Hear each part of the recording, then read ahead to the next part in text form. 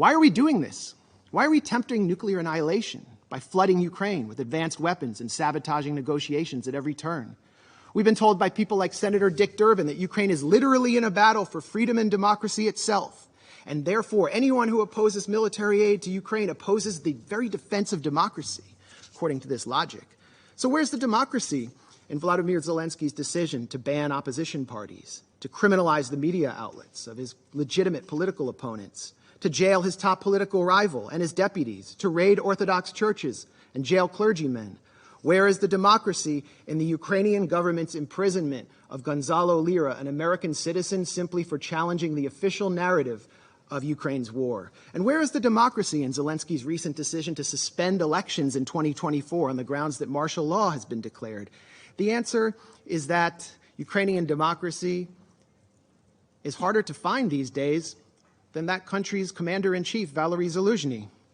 Senator Lindsey Graham has offered a much more grim and more on-the-mark rationale for supplying Ukraine with billions in weapons. As the senator boasted during a recent visit with Zelensky in Kiev, the Russians are dying. It's the best money we've ever spent. I repeat, the Russians are dying. It's the best money we've ever spent. And Graham has also said that Americans are ready to fight this war down to the last Ukrainian. While official casualty numbers are strictly classified, we must worry that Ukraine is well on its way to fulfilling the senator's ghoulish fantasies.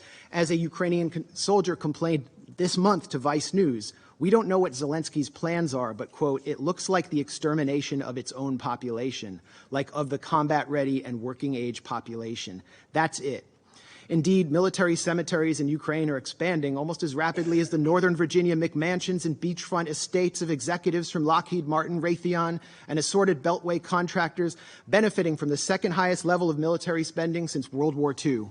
These are the real winners of the Ukraine proxy war, not average Ukrainians or Americans or Russians. The winners, or Europeans for that matter, the winners are people like Secretary of State Tony Blinken, who spent his time between the Obama and Biden administrations launching a consulting firm called West Exec Advisors, which secured lucrative government contracts for intelligence firms and the arms industry.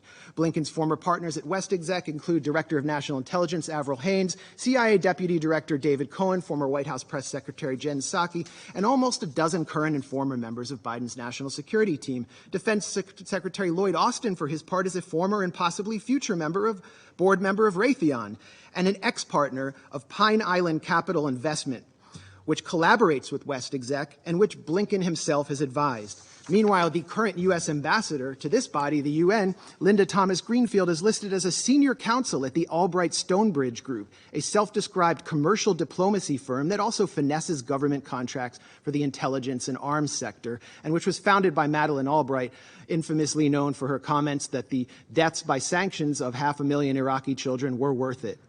So while military-age Ukrainian men are ripped off the streets by military police and sent to the front lines, the financially and politically connected architects of this proxy war are planning to walk through the revolving door to reap unimaginable profits once their time in the Biden administration is over. For them, a negotiated settlement to this territorial dispute means an end to the cash cow of close to $150 billion in U.S. aid to Ukraine.